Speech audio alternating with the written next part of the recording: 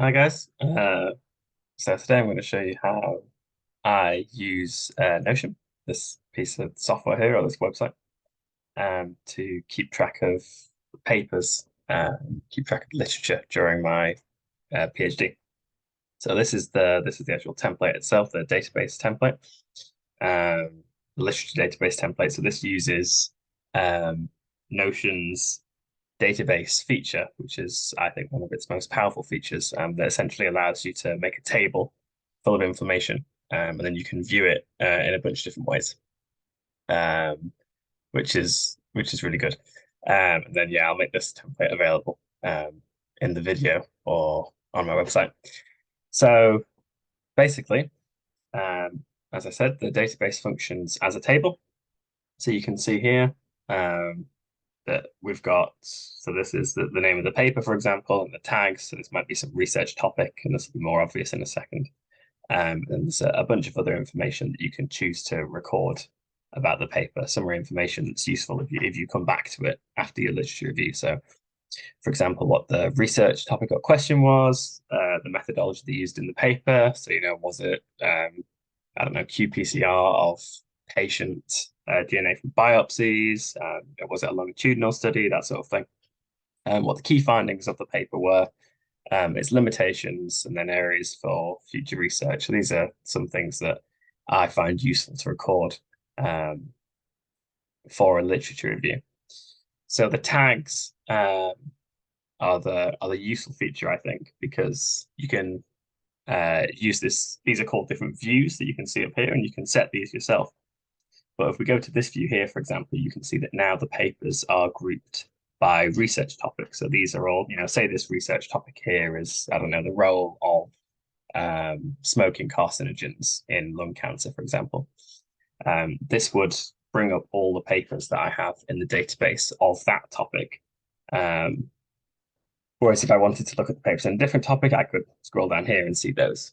And you can see that papers can have multiple topics assigned to them, because papers often are to do different, more than one topic. So you can put in the paper and give it multiple different tags.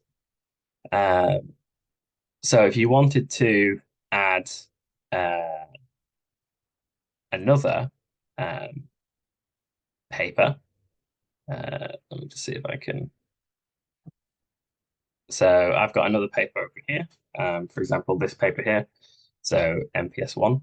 Um, this is kinase the involved in mitosis, involved in the checkpoint that happens to make sure that microtubules are properly attached to kinetochore of chromosomes. That's not super important.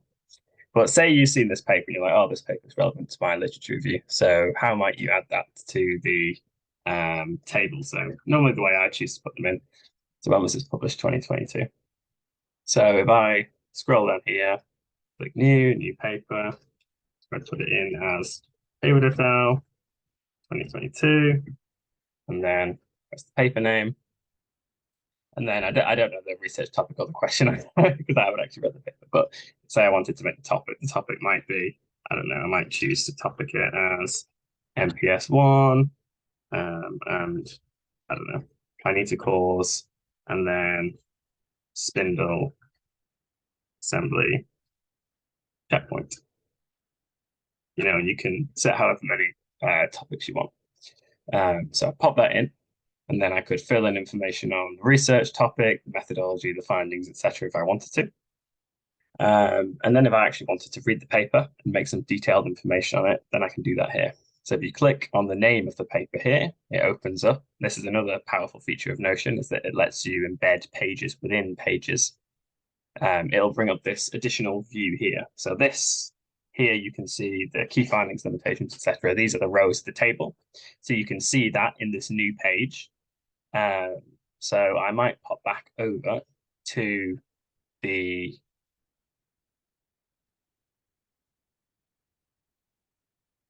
page and grab the link and then pop that in here. And then here you can see that I've made a template for how I want to enter the detailed information. So if I click on this, and then you can see it fills in these headings for me. So if I'm making notes on the paper, I can make notes by section, intro, results, discussion, etc. So usually I'll copy in the abstract, I'll read it, I'll highlight what I want,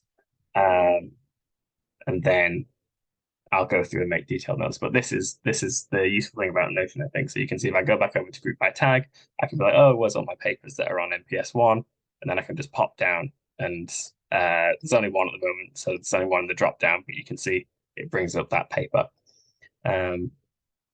Yeah, so that's it. That was useful.